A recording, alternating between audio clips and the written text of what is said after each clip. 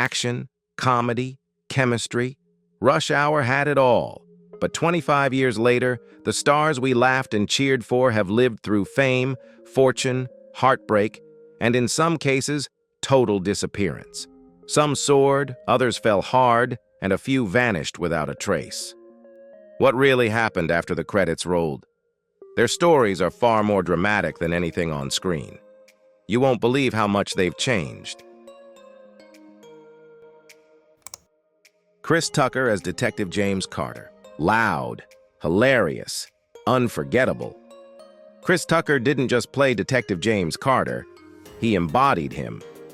When Rush Hour exploded in 1998, Tucker was just 27, fresh off cult hits like Friday, and suddenly catapulted into superstardom.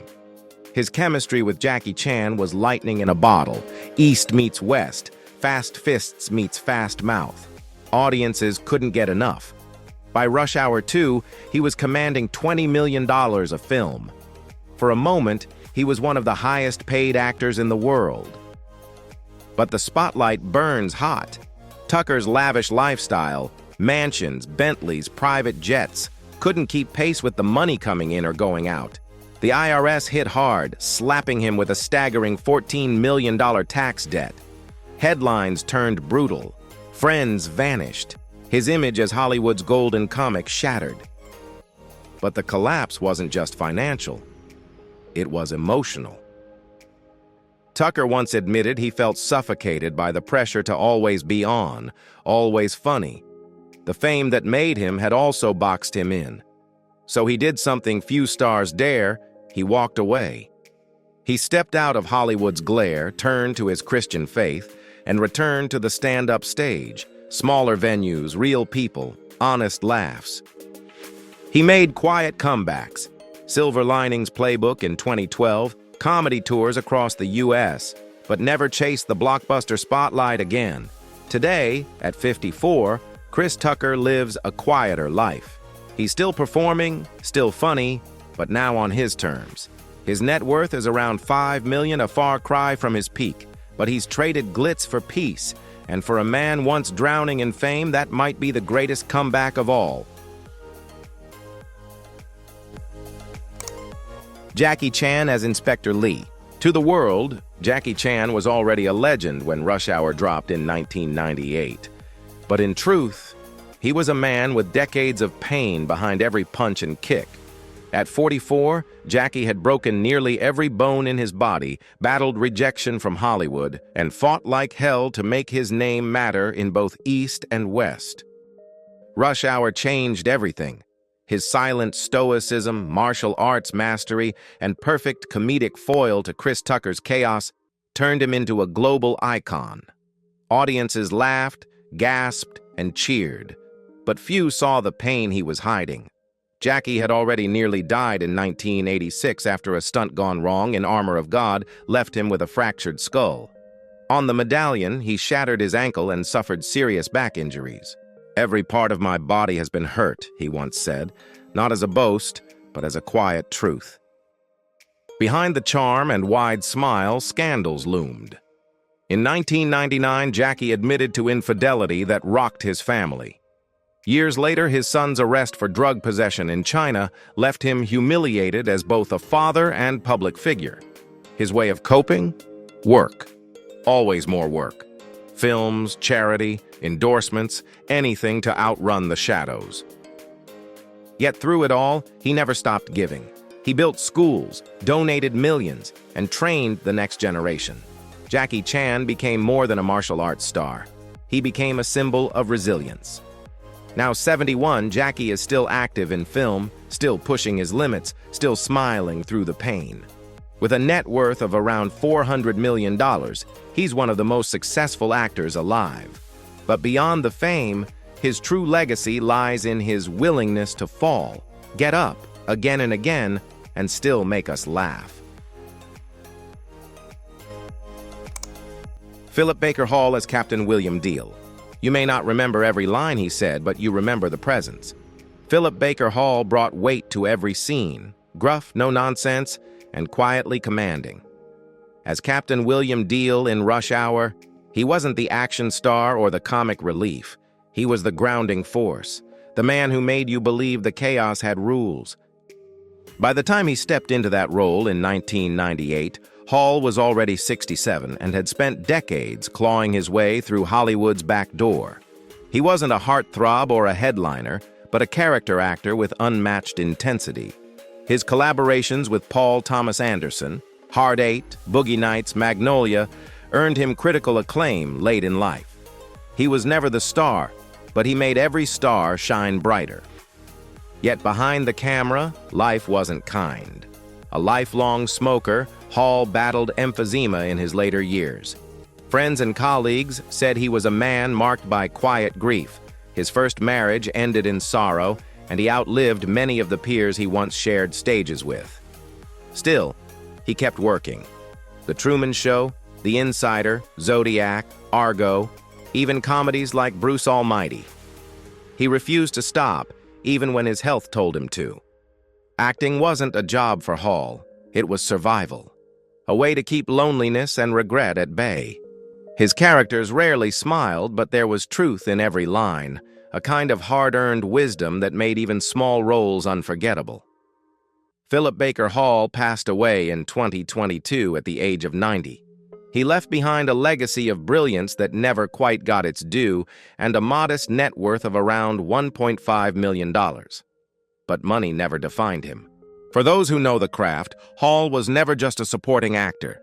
He was a master of the art. Tzi Ma es Consul Solon Han. In Rush Hour, Tzi Ma played Consul Solon Han, the powerful diplomat and grieving father whose daughter's kidnapping sparks the chaos. On screen, he was dignified, composed, and commanding. But off-screen, Ma's real battle wasn't with terrorists or kidnappers, it was with Hollywood itself. Born in Hong Kong and raised in New York, Tzi Ma had the talent, training, and presence. But for decades, casting directors only saw one thing: Asian. Not as a leading man, not as someone with layers, just as a stock character, triad boss, mysterious villain, or background extra with a few clipped lines. He watched white actors land rich, emotional roles while he was offered faceless henchmen or wise old man tropes. Still, he pushed forward. Every role, every audition, every rejection built a quiet fire in him. His breakthrough came in The Quiet American, followed by turns in 24, Arrival, and more recently, The Farewell.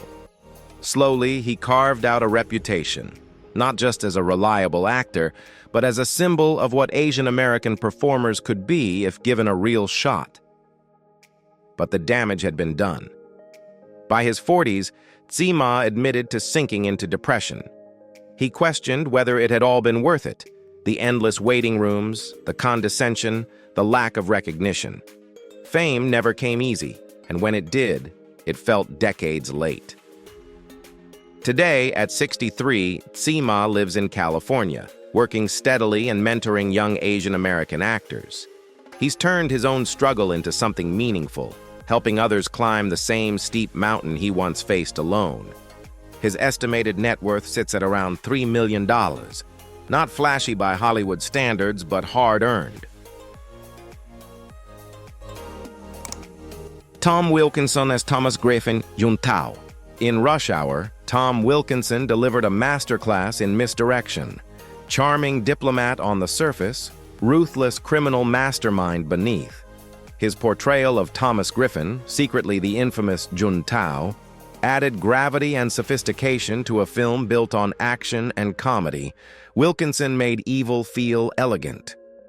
Born in post-war England, Wilkinson didn't have wealth, fame, or family connections, just grit. He found escape in the theater, taking thankless roles while watching peers rise faster. It took years before the industry finally recognized his brilliance. That moment came with The Full Monty in 1997, earning him a BAFTA and launching a career renaissance at 49. Success brought accolades, but not peace.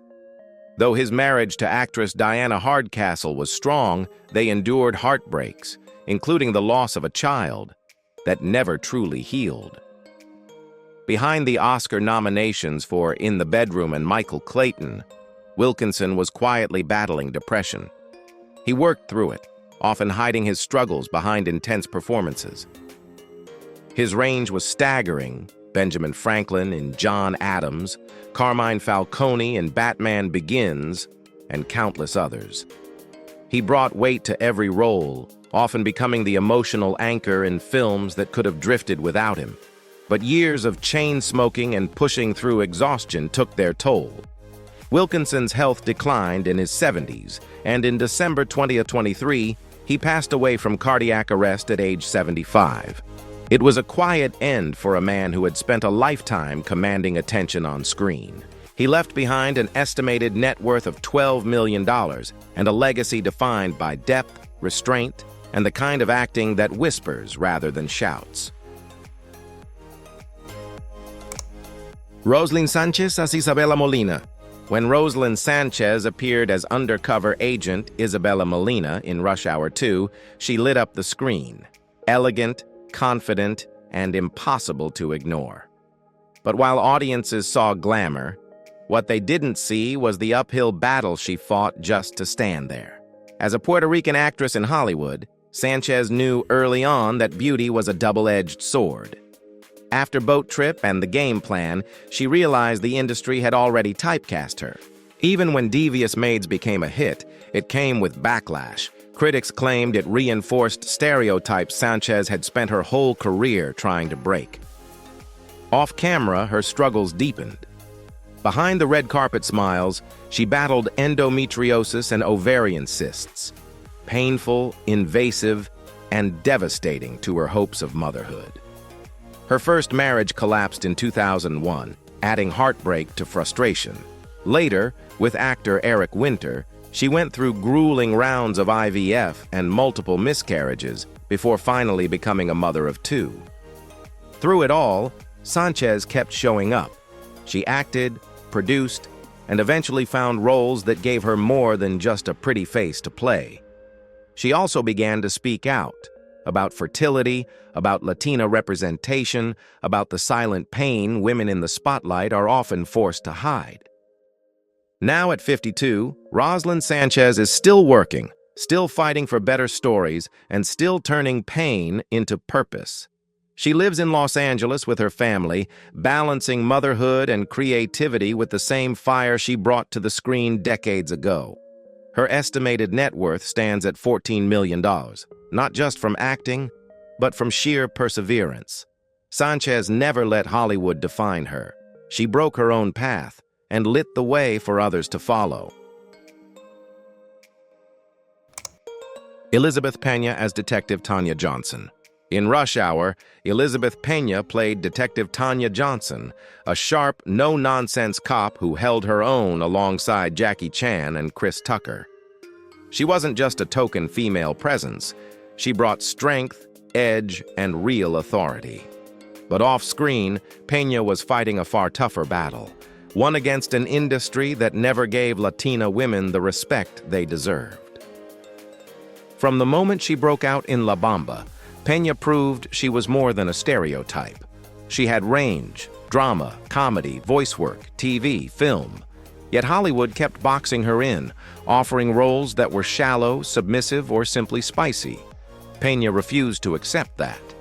She pushed back, becoming one of the first Latina members of the Directors Guild of America. It was bold, it was necessary, but it came with a cost. Years of rejection, uphill auditions, and being almost chosen wore her down. By her 40s, the grind had taken its toll. She turned to alcohol, not for celebration, but for silence, to dull the sting of being overlooked, passed over, underestimated. Still, she kept working. Her voice as Mirage in The Incredibles was sultry and commanding. She brought fire to every role she touched. Behind the scenes, though, she was exhausted. Fighting for visibility in an industry blind to your value is a lonely war, and it cost her.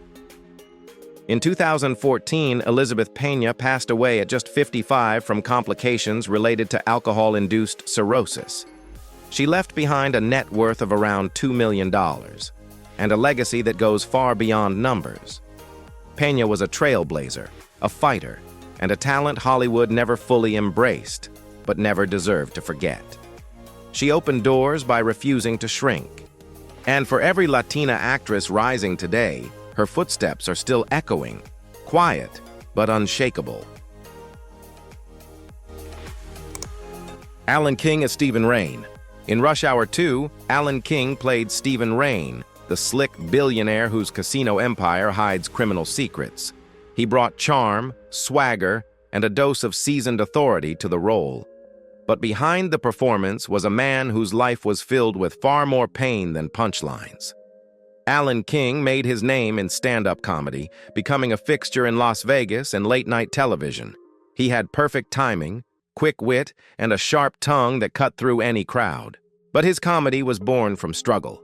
A son of immigrants, King clawed his way into the spotlight, and even when he made it, life refused to get easier.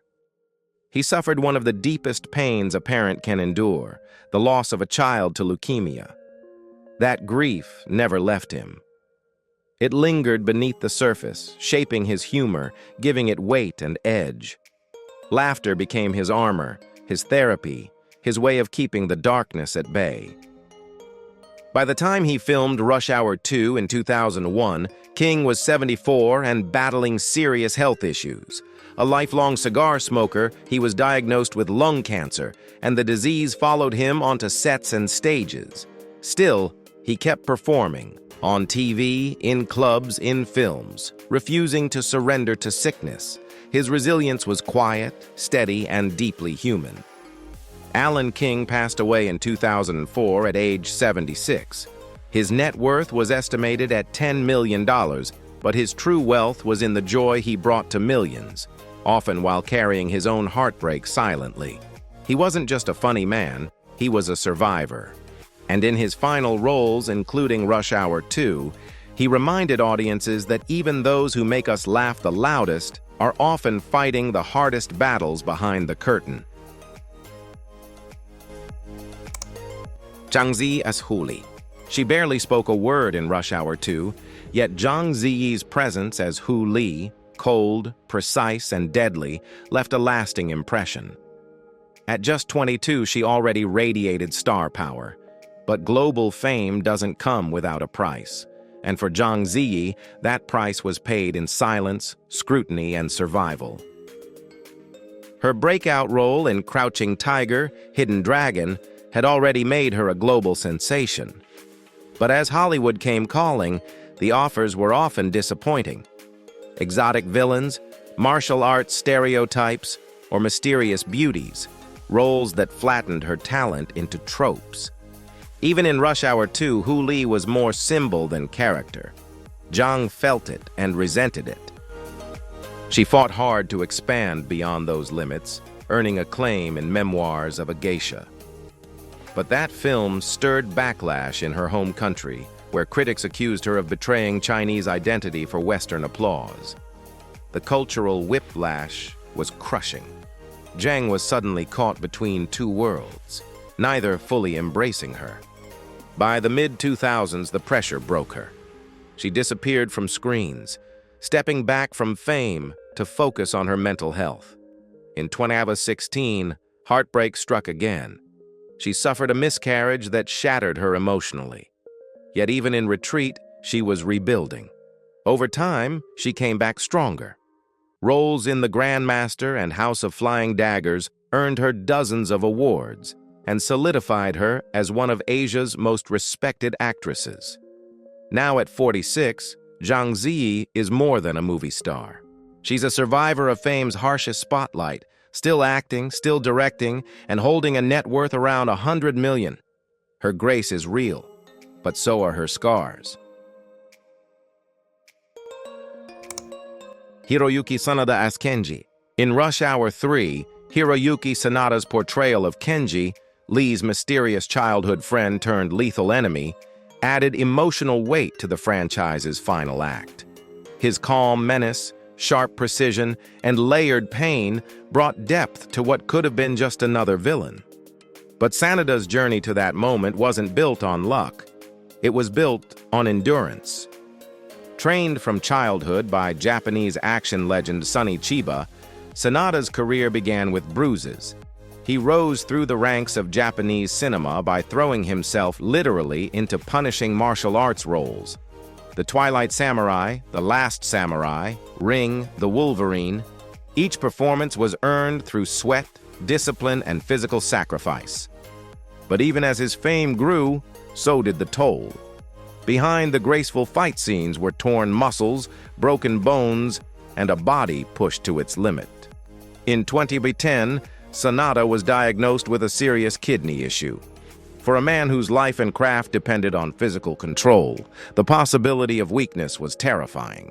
He withdrew, quietly battling depression and the fear that his time in the industry might be over. But Sanada didn't stay down for long. He returned, not just as a fighter, but as a fully realized actor. Westworld and Army of the Dead gave him Hollywood visibility, but it was 2024's Shogun, where he played Lord Toranaga, that became his crowning achievement. The role earned him global acclaim, long overdue recognition, and reminded the world just how much he could do when finally given space to lead. Ken Leung as Sang. In Rush Hour, Ken Leung made an instant impression as Sang, the cold-blooded assassin with sharp eyes and a sharper silence. He barely needed dialogue to be terrifying. It was his breakout moment on the big screen, but behind that icy stare was an actor who knew exactly what it meant to be invisible in Hollywood. Born and raised in New York, Leung didn't enter acting to play stereotypes, but that's what the industry had in mind. For years, he was offered the same roles over and over: hacker, henchman, silent villain. Even after standout performances in AI, Artificial Intelligence, and X-Men, The Last Stand, the parts never evolved. Hollywood's imagination stopped at his ethnicity. The cycle wore him down. He later admitted that the constant typecasting chipped away at his confidence, pushing him into bouts of self-doubt. Unlike many of his peers, Leung avoided marriage and family life for years, not because he didn't want them, but because he didn't believe stability was possible in a career built on instability. Still, Leung never stopped proving them wrong. His role as Miles Straum in Lost gave him a global fan base, and more importantly, showed audiences what he was truly capable of. Then came Industry on HBO, where he played Eric Tao, a ruthless, layered finance boss, a role that finally let him break free of cliches. But those victories didn't erase the struggle. They only made the journey more visible. Now 55, Ken Leung lives in New York, balancing indie films, prestige television, and mentoring young Asian American actors who are facing the same walls he once did. His estimated net worth is around $2 million. Modest, but hard-won. Max von Sydow as Varden Reynard. In Rush Hour 3, Max von Sydow played Varden Reynard, the polished French diplomat with secrets far darker than his refined exterior suggested. He carried elegance and menace in equal measure, the kind of gravitas that made every line feel important. But to cinephiles, von Sydow wasn't just another villain, he was royalty. His legacy began in Sweden, where he starred in Ingmar Bergman's The Seventh Seal, an image of him playing chess with death forever etched into film history. That performance alone would have secured his place in cinema. But von Sydow was relentless. He crossed into Hollywood, appearing in classics like The Exorcist, Minority Report, and Flash Gordon. Yet despite his iconic stature, he was often typecast: cold, villainous, otherworldly. The older he got, the more loss he endured. In interviews, he admitted to bouts of isolation, especially in his later years. He moved to France away from the glare of the spotlight, preferring solitude to shallow attention. But even in his 70s and 80s, he kept working. At nearly 80, he joined Game of Thrones as the mystical three-eyed Raven, a haunting, silent role that earned him an Emmy nomination and reminded the world of his timeless power. Behind that performance, however, he was quietly battling emphysema, Max von Sydow died in 2020 at age 90 in France. He left behind an estimated net worth of $16 million and a legacy unmatched, spanning continents, genres, and generations. He wasn't just an actor. He was cinema itself, stoic, poetic, enduring. Jingchu Zhang as Su Yonghan adult. When Jingchu Zhang appeared in Rush Hour 3 as the grown-up Su Yonghan, she brought grace, intelligence, and quiet strength to a role meant to show how far time had passed. But for Zhang, the most difficult transformations weren't in front of the camera. They were personal, painful, and often invisible to the public eye. Born in rural Fujian, China, Zhang grew up with no connections, no privileges, just ambition and discipline. She battled her way into the elite Central Academy of Drama, where competition was fierce and opportunities were scarce. But her talent stood out. Chinese cinema embraced her first, with breakout roles that earned her critical acclaim at home. Then, in 2005, Time magazine named her one of Asia's best actresses, a title that catapulted her onto the international stage. Suddenly, every step she took was scrutinized. Hollywood noticed, but the roles offered were shallow, supporting parts, exotic stereotypes. Meanwhile, in China, critics questioned her loyalty for working abroad. Zhang has spoken openly about battling depression during these years. She described the suffocating expectation to be perfect, flawless, always composed, even when privately unraveling. In 2016, she suffered a miscarriage, adding personal grief to public pressure. She withdrew from the spotlight, not for lack of work, but out of emotional necessity. Still, she returned, selectively, carefully. Her roles in Project Gutenberg, The Climbers, and indie films reminded audiences of her raw ability. But she no longer chased the fame machine. Today, at 45, Jingchu Zhang lives a quieter life. Still acting, still sought after, but on her terms. Julia Su as Su Yonghan child. She was just 12 years old when she captured hearts as Su Yonghan, the kidnapped daughter at the center of Rush Hour's chaotic rescue mission. Julia Su didn't have many lines, but her innocence and screen presence made her unforgettable. For a brief moment, she was part of a global blockbuster, standing alongside Jackie Chan and Chris Tucker. After a short appearance in an indie short film, 3 Exits, the auditions stopped coming. Roles for young Asian American actresses were painfully scarce in the late 90s. The industry didn't know what to do with her, unless it was another quiet Asian girl role, and Julia wasn't interested in being typecast. Instead of fighting for relevance in an industry that rarely gave girls like her a real shot, she walked away. She focused on her education, eventually graduating from USC and earning an MBA from UCLA. While her former co-stars battled fame, addiction, or endless press junkets, Julia was quietly building a career behind the scenes, in media, technology, and business. At just 20, she lost her mother suddenly, a devastating blow that came at a time when she was still discovering who she was. There were no headlines, no public condolences, just private grief, and the kind of strength no camera ever captures. Now 39, Julia Su lives a private life in Los Angeles. Her estimated net worth is around $500,000. She never became a household name, but maybe that was never the goal. She found peace, stability, and identity far beyond Hollywood.